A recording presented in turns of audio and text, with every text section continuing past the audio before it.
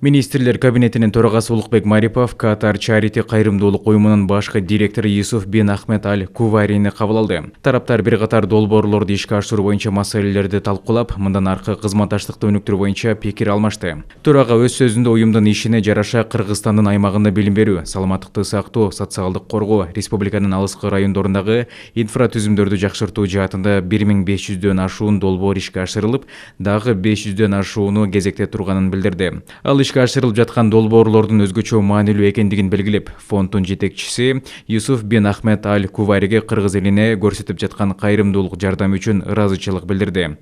Өз кезегинде Юсуф бин Ахмед Аль Кувари эки тараптуу кызматташтыкты тереңдетүүгө даярдыгын билдирип, фонд мындан ары карай дагы аркыл тармактагы долбоорлорду ишке ашырууга ниеттенип жаткандыгын белгиледи.